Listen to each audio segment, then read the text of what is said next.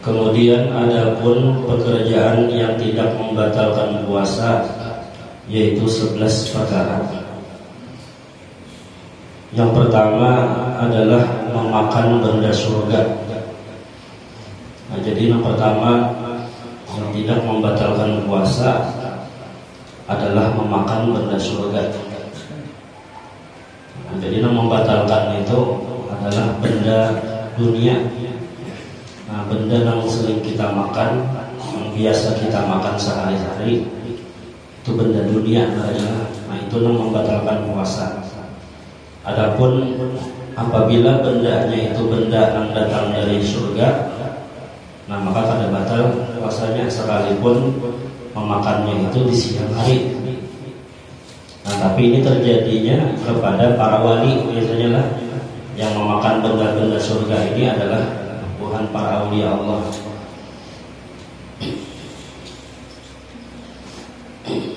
Nah, diantaranya Nabi kita Muhammad itu pernah beliau ketika ditanya tentang puasa wisal. Nah, puasa wisal itu puasa yang bersambung, tidak berbuka dan tidak bersahur. Jadi sambung seharian penuh puasa, kemudian malamnya pulang puasa pula. Nah, itu bagi kita umat Rasulullah ini hukumnya haram puasa wisal. Jadi wajib kita itu apabila sampai terbenam matahari maka berbuka. Jadi apabila bersambung siang malam puasanya seharian semalaman, nah itu puasa wisal itu hukumnya haram. Nah, tapi Nabi Muhammad bagi Nabi, khususiat bagi Nabi, ada bapak bagi sejen. Jadi Nabi pernah ditakuni orang tentang puasa wisal itu, kata Nabi menjawab, yut'imuni rabbi wa yaskin. Kata beliau mengatakan, Allah telah memberi makan kepadaku dan Dia telah memberi minum kepadaku. Jadi Nabi Muhammad itu sidin kada kayak kita yang kelaparan, benar kada. Kenapa? Karena sidin sudah diberi makan oleh Allah, diberi makan oleh Allah, diberi minum oleh Allah dengan makanan surga. Nah, jadi sebagian ulama ada yang mengatakan diberi makan dan diberi minum ini adalah dengan makanan dan minuman surga. Nah, jadi kada batal hukumnya apabila benda yang dimakan itu benda yang datang dari surga. Nah, ulama mengiyasakan kenapa hukumnya kada haram.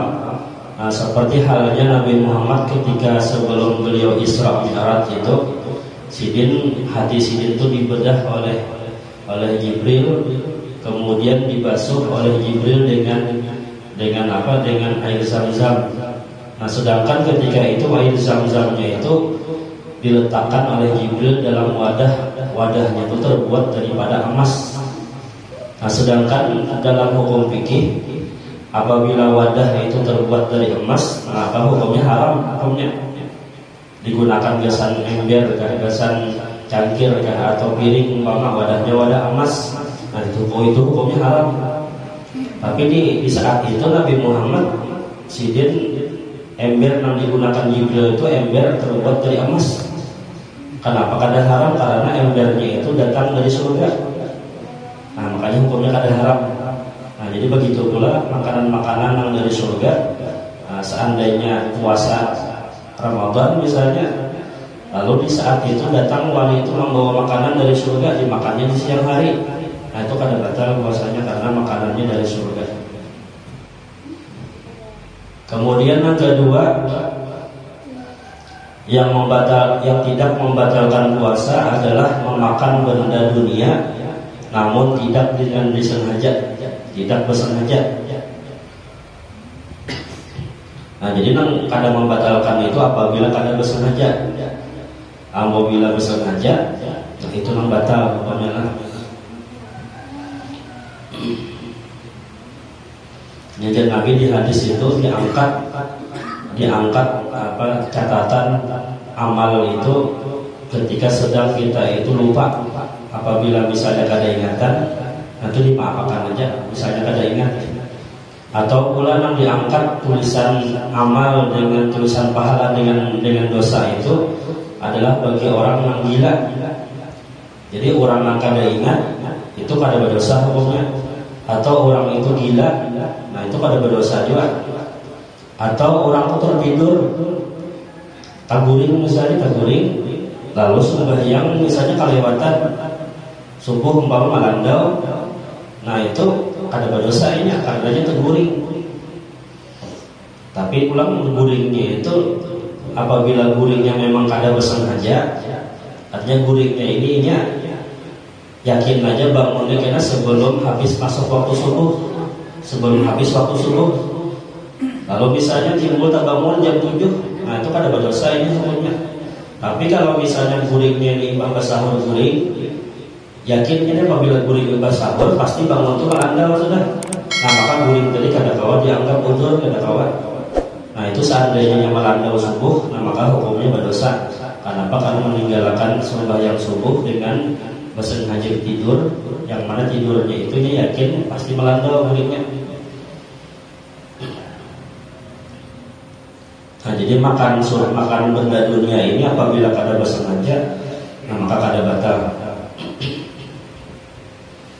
Kemudian yang ketiga, yang tidak membatalkan puasa adalah muntah yang tidak disengaja.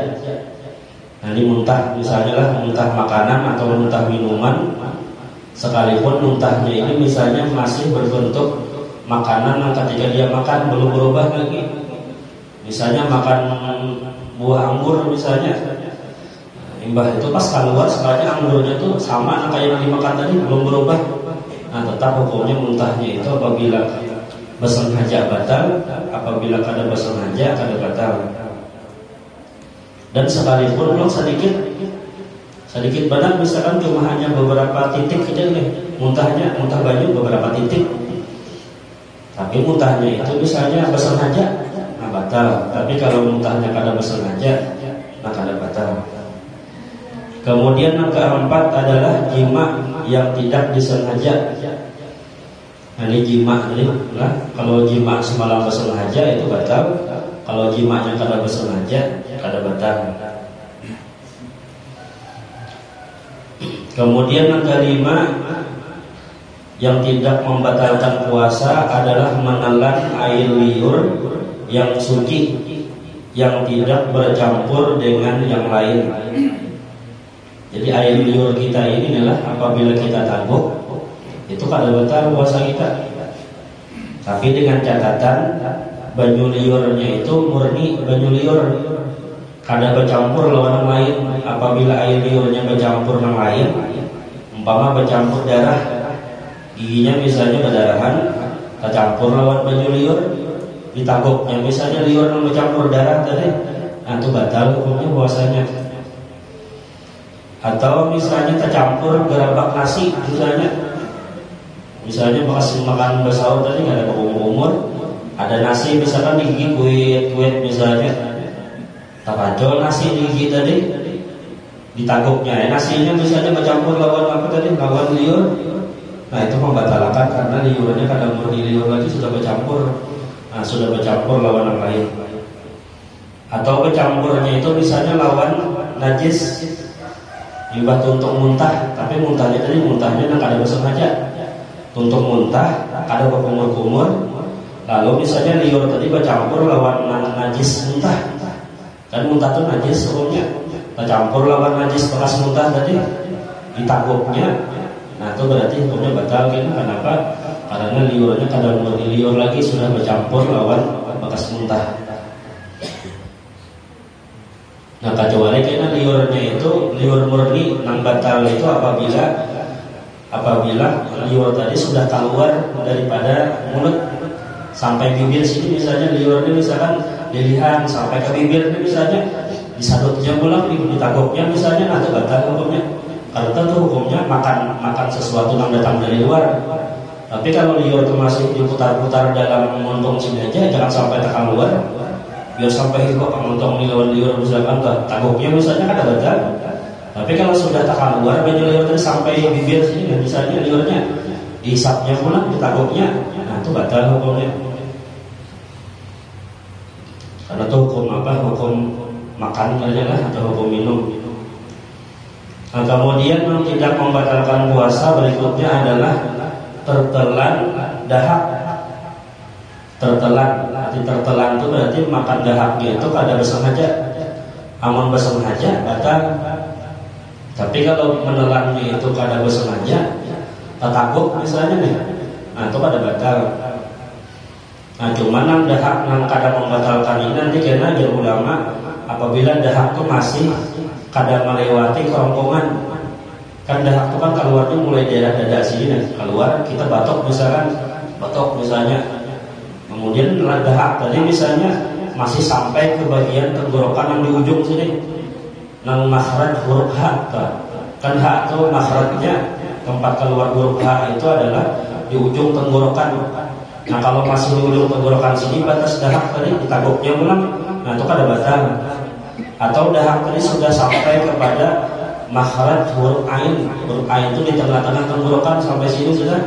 Nah itu dianggap hukumnya kada batal dia masih, namun masih di tengah-tengah tenggorokan sini.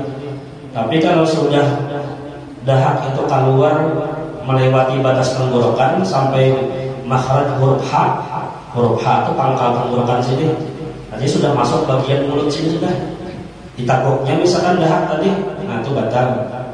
Jadi kada sama hukumnya antara liur lawan dahak tadi, kada sama. Kalau liur itu kan letaknya di bagian mulut sini aja, ditagok kada apa-apa. Tapi kalau sudah dahak ini keluar dari dada sini, keluar sampai bagian mulut ini, ditagoknya pulang, itu batal hukumnya. Karena dahak itu kayak hukum model muntah lah. Muntah itu apabila keluar rasa masam misalkan perasaan di sini, tagoknya mau bekas muntah tadi, nah itu membatalkan. Tapi kalau liur kita, nah itu pada batal liur lah. Jadi bulan puasa atau misalkan batok-batok tak keluar dahak sampai sudah lewat batas tenggorokan sini kerasaan dahaknya, nah itu diludahkan lah, jangan ditaguk. Amun ditaguk batal. Ya kerasaan aja biasanya amun dahak tuh masih bagian sini masih kerasaan. Rasa apa nih? Bepandir tuh rasa ngalih bepandir, berarti dahak itu masih di sini. Tapi kalau sudah dahak tak keluar sudah, kemudian nyaman bepandir sedikit. Namun sudah terlewati tenggorokan sini dahaknya ditaguk. Nah itu namanya membatalkan. Kemudian yang ketujuh yang tidak membatalkan puasa adalah bercelak mata atau berminyak. Nah bercelak mata ini kada batal. Kenapa? Karena bercelak mata atau tetes mata itu kada batal. Kenapa? Karena mata ini bukan termasuk rongga. Mata kita ini bukan termasuk rongga. Nah tapi kalau kita misalnya bertetes talinga, misalnya talinga kita ini misalnya dibuat di samut kah, apakah misalnya bertetes lawan obat tetes talinga apa adanya, nah itu batal kan, karena talinganya termasuk bagian rongga. Atau hidungnya jelas benar rongga sudah, soalnya bertambusnya karena tenggorokan sini tambusnya rongga hidung nih. Nah tapi mata ini bukan termasuk rongga. Jadi biar kita bertetes mata kah, atau misalnya bercelak mata kah, nah itu kada batal hukumnya lah. Atau berminyak rambut, nah itu kada batal. Kemudian yang ke-8 adalah yang tidak membatalkan puasa, tertelan lalat, makan lalat, datang kendaraan misalkan, untuk mama misalnya, mau kita taguk lalat saya kumat misalnya, nah itu kan ada batal. Jawab kita taguk ya Bapak, mau istilah, taguknya misalkan sampai motornya tak buat lalat taguk misalnya, Nah itu batal. Lalat kan, nyamuk kan, ya sama aja. Atau rama-rama kan misalnya. Amun menaguknya bersengaja batal, tapi kalau ketaguk ada bersengaja kada batal. Kemudian yang ke-9 yang tidak membatalkan puasa adalah tidur sepanjang hari. Seharian mulai ibadah subuh misalkan guring, pas bangun kurang ada maghrib misalnya. Ada kerasaan puasa hari ini jalan. Ada kerasaan seharian puasa kan guring seharian. Nah itu pada batal puasanya. Mengguring seharian itu pada batal. Cuman haram hukumnya kenapa? Melanggar sembahyang katanya. Zuhur kada zuhur, asar kada asar gitu. Ya walaupun secara hukum fikih kada batal puasanya, tapi di segi meninggalkan sembahyang hukumnya haram.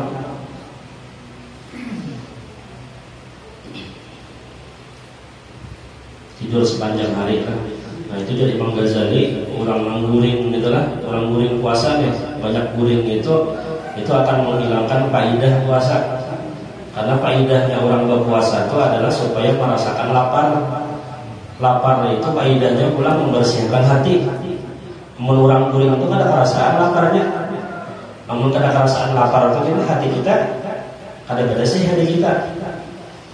Nah, jadi kita puasa memang dicari-cari supaya lapar, tapi intinya memang berpuasa. Nah, dengan lapar itulah hati menjadi bersih, pikiran kita menjadi jernih. Jadi menghilangkan faedah puasa lah orang banyak guring itu. Cuman mungkin misalnya guring satu mat aja misalnya lah, nah kada apa-apa. Bahkan karena guringnya orang berpuasa itu nilainya apa? Ibadah. Naumusaimin ibadatun, dengan guringnya orang yang berpuasa itu hukumnya ibadah. Jadi guringnya itu berpahala lah, apalagi beribadahnya. Tapi jangan disalahgunakan karena hadis yang guringnya orang beribadah tuh, guringnya orang berpuasa tuh ini apa namanya ibadah. Kalau guring seharian supaya beribadah terus misalnya. Atau karena guring di tempat kerja itu 2 kali lipat pahalanya. Pegawai itu hukumnya ibadah, jangan guring puasa itu ibadah. Jadi guring di tempat kerja itu hukumnya 2 kali lipat ibadahnya. Nah itu berarti salah mengartikan orang. Nah kemudian yang ke-10 yang tidak membatalkan puasa adalah termasuk air waktu berkumur-kumur yang tidak disengaja. Jadi kita nih misalnya siang hari Ramadan berkumur-kumur, dan berkumur-kumur tadi misalnya dibuat tatagok banyu bekas berkumur-kumur tadi. Nah itu kada batal apabila tatagoknya itu kada bersengaja. Karena tadi orang yang kada sengaja itu kan diangkat Tuhan dosa ataupun pahalanya, karena kada bersengaja. Tapi dengan catatan berkumur-kumurnya itu kada berkhidmat benar. Amun berkumur-kumurnya berkhidmat benar, tatagok misalnya, itu kada ada maaf, itu kada ada udzur. Berkumur-kumur disampaikan bisa nang betuak mulai kena jauhnya Allah. Itu berkhidmat benar berkumur-kumurnya. Amun berkumur-kumur biasa aja, tatagok misalnya, nah itu kada batal. Tapi kalau berkumur-kumurnya itu putar-putar di butang sini sampai nang betuak-tuak mulai itu berkumur-kumurnya tatagok. Nah itu membatalkan ini lah, walaupunnya kada bersengaja, tapi berkumur-kumurnya berlebihan. Nah, sama kayak kita bersikat gigi itulah bisukan, hati-hati kalau bina tatagok busanya itu nah rasa odol itu kalau perasaan tatagok rasanya rasa nyaman berhinak jalan.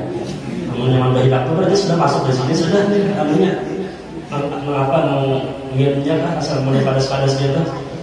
Rasa nyaman berhinak kan jadi bersikat gigi jalan. Itu tatagok tuh orangnya. Makanya sunat umumnya berpuasa itu membersihkan gigi itu sebelum fajar, sebelum subuh lah. Disukan itu kita berhati-hati kalau bina tatagok dari odol tadi. Tapi seandainya bersihkan gigi disukan, itu hukumnya kada makruh, boleh aja. Itu batasnya sampai waktu zuhur. Kalau sudah lewat atau sudah masuk waktu zuhur atau lewat zuhur, nah itu hukumnya makruh, sudah berkumur-kumur ataupun bersikat gigi. Tapi pun masih bisukan, kada apa-apa. Tapi kamunya baunya bilang ada pemanahan lagi misalnya nih jam 3 jam 4 itu bilang kayak apa baunya ya kalau jangan ketahuan itu bau naga aja. Kayak apa kamu naga ya kalau harinya bilang panas pulang nih nonton kari sudah. Lalu kada tahan lagi misalkan bersikat gigi. Nah itu makruh hukumnya walaupun kada batal tapi makruh. Nah kemudian ada pun yang makruh pada orang yang berpuasa itu ada 7 perkara. Nah ini yang makruh. Yang pertama adalah berturih dan berbekam. Jadi orang berturih atau orang berbekam itu hukumnya makruh ketika berpuasa.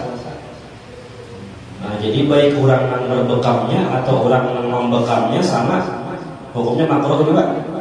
Karena kadang mungkin terjadi orang berbekam itu akan ada tukang bekamnya. Jadi nang tukang membekamnya yang dapat hukum makruh, nang orang yang berbekamnya pun juga hukumnya makruh. Tapi kada batal, puasanya kada batal tapi makruh. Betulih itu kayak apa? Betulih, kayak pada bahasa umum juga gimana betulihnya lah? Pokoknya mengeluarkan darah lah, mengeluarkan darah betulih atau makruh. Nah itu jadi ulama kenapa makruh karena orang betulih dan berbekam itu melemahkan awak dan banyak darah keluar. Sedangkan orang berpuasa itu sudah lama terdahulu kelaparan lama sudah ditambah pulang dikeluarkan darah. Nah itu semakin menambah lemah awak itu hukumnya makruh. Kemudian yang ketiga yang makruh adalah mengulum makanan atau merasai makanan tapi tidak ditelan. Misalnya yang beginian lah, siang Ramadan, siang puasa, hendak merasai makanan dihambarkan atau cukup pas sudah uyahnya nih. Lalu rasai di jidat teh misalkan di anak di ilat sini, kucuk-kucuk misalnya supaya perasaan nih asinkan hambar kan. Nah itu makruh hukumnya, makruh. Tapi kada batal puasanya asalnya ditangguh lah. Jadi mbak diandak itu dirasa sedikit, diludahkan pulang. Namun kada ingat atau kada bersengaja, yang buat takut misalnya kada apa-apa. Namun kada bersengaja. Tapi kan ulama mengatakan yang makruh itu apabila kada ada hajat. Maksudnya hendak merasa aja, hendak merasa nyaman kan ada masakannya misalnya. Tapi misalnya hajatnya itu hendak mengetahui hambar atau kada kan berarti ada hajat kan? Ada hajat itu kada apa-apa, kada makruh. Umpama ada hajat kita misalnya hendak bearuhan di rumah, hendak mengupakan orang, amun barang-barang aja masak. Kalau bina kamasinan bina, ya kan? Nah merasa itu kan penting benar supaya kita orang jangan kamasinan masakan, jangan kehambaran macam-macam. Kalau dirasai sedikit, nah itu karena ada hajat itu kada makruh hukumnya boleh aja. Tapi tadi hati-hati jangan ditelan, namun ditelan batal.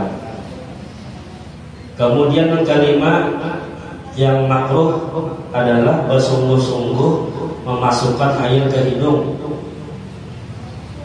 Wudu itu kan sebelum wudu itu hukumnya sunat berkumur, sunat memasukkan baju ke hidung.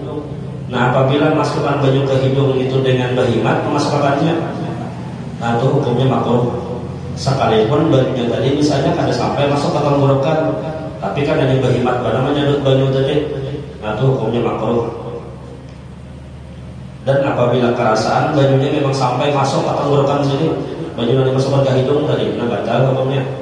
Tapi kalau kada termasuk sebabnya berhikmat memasukkan baju ke hidung tadi, itu makruh aja hukumnya. Kemudian yang keenam, yang makruh adalah bersungguh-sungguh berkumur. Jadi berkumur-kumur atau memasukkan baju ke hidung apabila berhikmat atau bersungguh-sungguh, nah itu hukumnya adalah makruh. Nah kecuali karena nak ada makruh berkumur-kumur ini apabila tuntung muntah. Imbah tuntung muntah itu kita harus berhikmat bujur-bujur di apa dikumur-kumurkan bekas muntahan itu nanti hukumnya di muntung kita.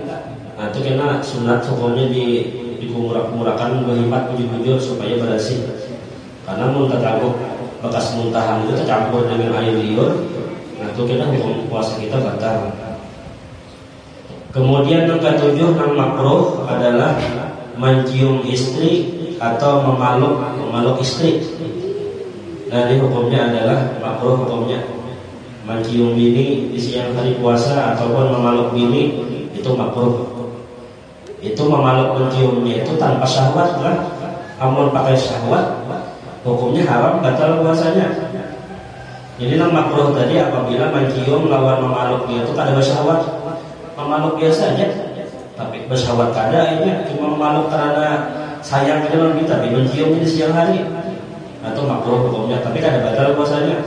Tapi kalau mencium lawan memeluk bini itu bersyahwat, ada syahwatnya, nah itu hukumnya haram dan batal puasanya. Ya, apabila syahwat tadi hukumnya haram tapi kada batal lah. Yang batal itu apabila keluar baju mandi. Misalnya cium mana lawan bini ini misalkan sampai tak keluar, nah itu batal. Tapi kalau menciumnya pakai syahwat tapi kada keluar baju mandi, itu hukumnya haram aja. Haram itu kan kada batal, cuman setiap sesuatu yang haram itu menghilangkan pahala puasa kita. Puasa kita hukumnya hilang pahalanya, tapi secara fikih puasa kita sah aja masih memagutnya itu kada sampai keluar baju mandi. Namun keluar baju mandi, nah itu namanya membatalkan. Nah ini pengecualian karena Nabi Muhammad, namun Nabi Muhammad itu kada ada hukum makruh atau haram bagi sidin. Karena Nabi Muhammad itu sidin kawan menahan nafsu. Namun kita biar pada apa ada nafsu aja kalau bini memagut bini itu karena pasti ada campur nafsunya, pasti ada sudah. Tapi namun Nabi Muhammad sidin kada apa-apa bagi Nabi Muhammad karena si kawan mengendalikan nafsu sidin. Nabi Muhammad itu orang nafsunya sudah nafsu mutmainnah sudah. Namun kita ini nafsunya masih amarah atau nafsunya masih lawamah masih. Makanya dalam hadis itu sering ditemukan Nabi Muhammad itu ketika puasa sidin mencium Siti Aisyah, mencium bini-bini yang lain, kada apa-apa. Kenapa? Karena Nabi Muhammad dapat mengendalikan nafsu sidin. Namun kita jangan ya lah, ditahan-tahan ya dulu. Malam ada aja waktu ini masih sama lapan, tidak apa-apa. Kalau benar ini kalau kata menahan nafsu lagi Allah tagawi, bisa membayar kifarat 2 bulan bayar puasa. Ini ngalih ini biasanya apabila orang atau apa ngarannya mbah kawin jadi bisa aja di ujung-ujung bulan Syaban, Ramadan tuh mana siangnya. Kalau pilih timbul tagawi hanya orang bulan madu ya benar. Atau apalagi pernikahannya misalnya perkawinannya pas bulan puasa. Bagiannya ini kali lah menjaganya.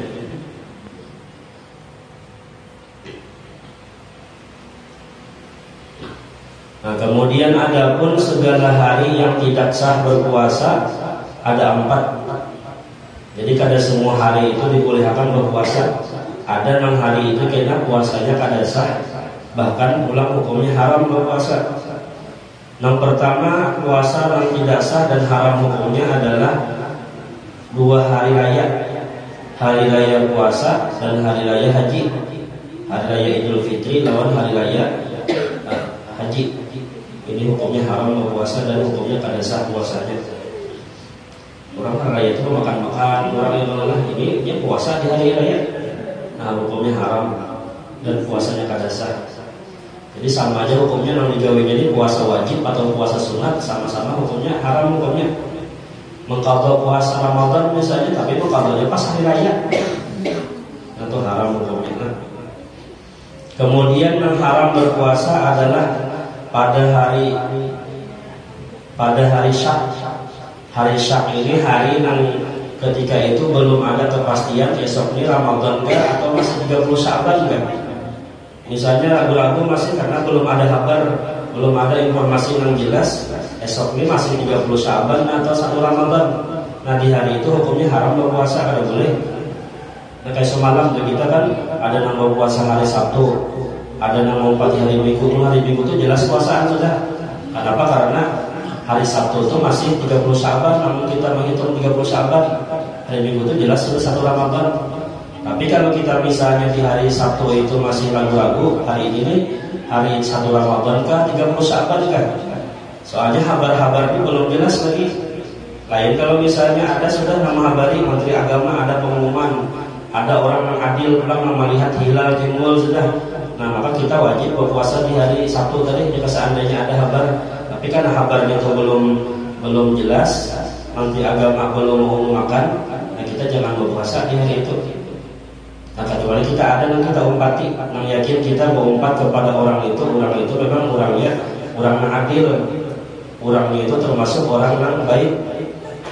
Nah maka kita boleh mengumpati. Misalnya di sini ada misalnya puasa hari Sabtu semalam, lalu dia mengumpati Tuhan Muhammadiyah misalnya, dia yakin Muhammadiyah itu orangnya bagus saja bertaat, nah itu boleh aja. Tapi kalau ini ragu-ragu, boleh puasa kakak aja. Ada tahu kabarnya lagi puasa di hari Sabtu tadi, nah itu hukumnya haram. Jadi kita kan usah pina berharap menentukan Ramadan ke belum kah, hari raya ke belum kah, kan usah berharap jangan usah kumpul bahari. Kita menghadang pengumuman orang banyak aja, menghadang pengumuman Menteri Agama aja. Menteri Agama itu sudah termasuk orang yang di bidang situ memang tugasnya sudah. Jadi kan usah kita bagi kita orang awam ini, kita kan ada kewajiban menentukan satu Ramadan atau satu Syawal. Pokoknya apabila Menteri Agama memakan puasaan kita. Kemudian Menteri Agama esok kita berhari raya kita. Jadi kan usah pintar bahasa kita nih. Seorang kada hari ini di bidang ilmu hisab, ilmu falak itu kan ada ilmu di situ. Nah kemudian yang ketiga, yang haram berpuasa adalah di hari tasyrik. Hari tasyrik ini tanggal 11, 12, dan 13 bulan Dzulhijjah. Jadi hari raya Idul Adha itu hukumnya haram. Kemudian 3 hari setelah itu pulang hukumnya juga haram berpuasa. 11, 12, 13 Dzulhijjah. Itu hukumnya selain puasanya haram ditambah pulang puasanya kada sah. Baik itu puasa sunnah atau puasa puasa wajib. Ini anak mengqadha puasa Ramadan misalnya di hari 11 atau 12, 13 Dzulhijjah, itu hukumnya haram puasanya sekalipun nang digawinya itu puasa wajib, puasa qadhaan atau benazar misalnya. Aku jadi benazar apabila misalnya anakku lulus sekolah, aku kena puasa di tanggal 11 Dzulhijjah. Terus sebetulnya nazar itu kan hukumnya wajib, tapi karena waktunya itu kada tepat, maka hukumnya tetap haram, hukumnya berpuasa di hari itu tanggal 11, 12, dan 13 Dzulhijjah. Yang keempat adalah puasa sesudah separuh nisfu Sya'ban. Jadi bulan Sya'ban itu apabila sudah sampai separuh, nah separuh berikutnya itu haram hukumnya berpuasa, kada boleh berpuasa. Tapi yang diharamkan itu puasa yang tidak ada sebab. Hendak berpuasa biasa aja, kada ada sebab nampak. Mengqadha puasa kada juga, puasa yang memang teradat Senin Kamis kada juga, puasa nazar kada juga, atau puasa bayar kifarat kada juga. Dasar hendak berpuasa biasa aja deh. Saja aku puasa esok hari karena Allah Ta'ala. Nah berarti kan puasa itu bukan puasa sebab, puasa sunat mutlak bahasa kita deh. Nah itu hukumnya haram. Jadi mbah nisfu Sya'ban itu kita disuruh mempersiapkan diri kita ini untuk menghadapi puasa Ramadan. Jadi jangan berpuasa mbah nisfu itu lah. Jadi nisfu itu batas kita berpuasa. Nah kecuali yang dibolehkan tadi puasa yang teradat, kayak puasa Senin Kamis, atau puasa misalnya qadhaan, atau puasa nazar, atau puasa bayar kifarat misalnya, itu boleh aja. Karena itu ada sebabnya lah. Nah ini 4 macam ini adalah puasa yang hukumnya tidak sah dan kemudian puasanya hukumnya haram. Nah nanti karena ada bulan puasa itu hukumnya haram tapi puasanya sah aja. Jadi hukumnya puasanya haram tapi puasanya sah. Nah ini adalah puasa seorang istri yang berpuasa tanpa izin suami, puasa sunat. Nah, si bini ini misalkan puasa sunat tapi kada berizin lawan lakinya. Nah itu karena secara hukum fikih sah aja, tapi secara hukum agama hukumnya haram berpuasa karena kada berizin lawan laki. Itu apabila puasa sunat lah, puasa wajib kan usah berizin-izinan. Karena orang wajib ini kena hubungannya lawan Tuhan kewajibannya. Amal puasa sunat ini kena itu ada yang wajib lagi, kenapa wajib lawan suami berbakti. Kalau kena misalkan siang itu lagi apa pakai ya lah. Gini ya berpuasa kan kalau melayani, jadi harus berizin dulu. Kalau berizin apanya lah besok kena puasa hari Senin, nah misalnya udah lakinya ayo jangan bapak, nah itu hajar puasa. amun misalnya kada baidin lawan laki puasa sunat apa aja itulah puasa sunat Senin Kamis kan, sunat nisfu Sya'ban kan, sunat apa lagi awal Rajab kan. Nah itu harus baidin lawan laki kan. Amun kada baidin itu hukumnya puasanya sah aja tapi hukumnya haram. Karena kewajiban patuh lawan laki itu lebih wajib hukumnya daripada puasa sunat. Amun puasa sunat itu sunat aja hukumnya, tapi taat lawan laki itu hukumnya wajib.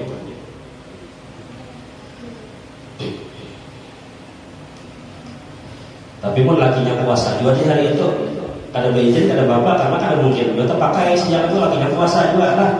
Nah itu kan beizin itu kalau bila terpakai lagi atau lakinya misalkan memang sudah mengizinkan dia sudah tahu aja sudah. Amun bini misalkan tahu aja sudah walaupun kada beizin apabila berpuasa, aja lakinya berucap biasanya pokoknya kan anak puasa sunat kalau usah beizin lagi kan sudah mengizinkan dia sudah apabila dia kan anak berpuasa misalnya kada apa-apa. Atau nang hukumnya haram itu kita pulang puasa desa itu puasa seorang budak tapi dia kada beizin lawan petuanannya. Itu di zaman dulu lah budak itu, kalau di zaman sekarang itu tidak ada lagi namanya budak.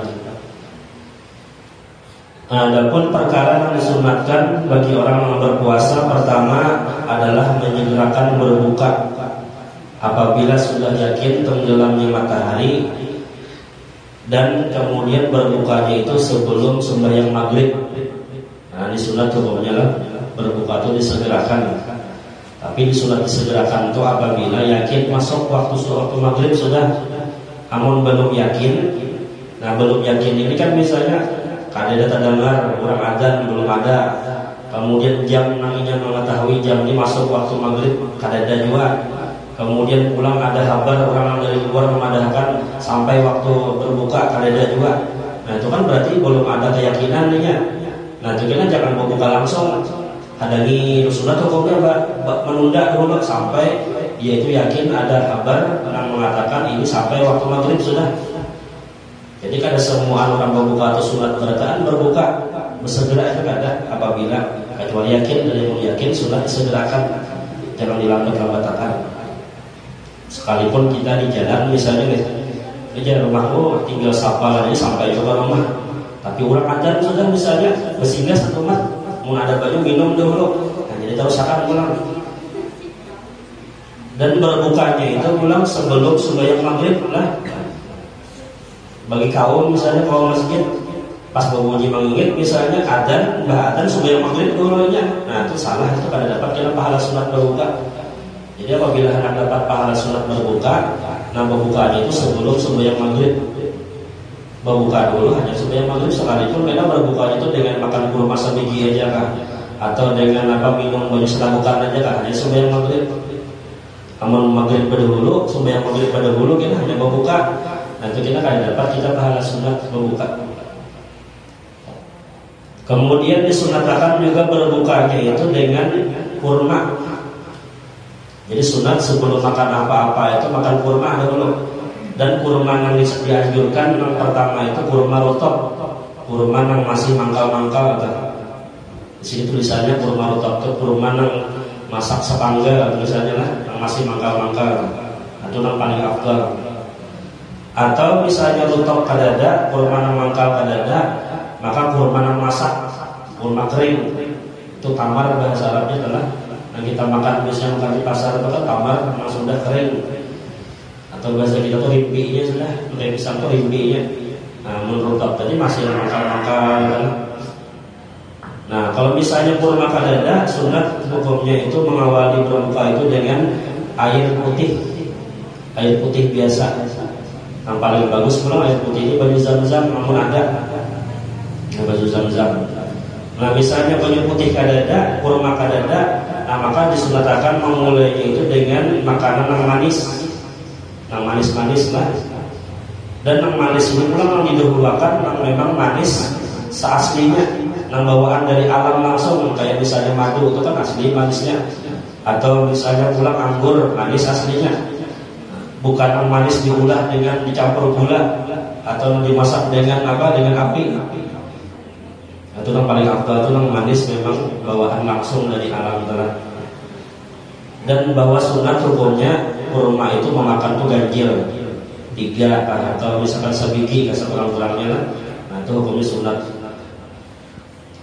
Nah, kemudian pulang sunat juga hukumnya membaca doa ketika berbuka, yaitu doa Allahumma laka sumtu wa ala rizqika aftartu wa alaika tawakkaltu wa bika amantu dhahabal dhama'u wa btalatil uruqu wa sabatal ajru ya wasi'al fadli ighfirli alhamdulillahilladzi a'anani fasumtu wa razaqani fa aftartu.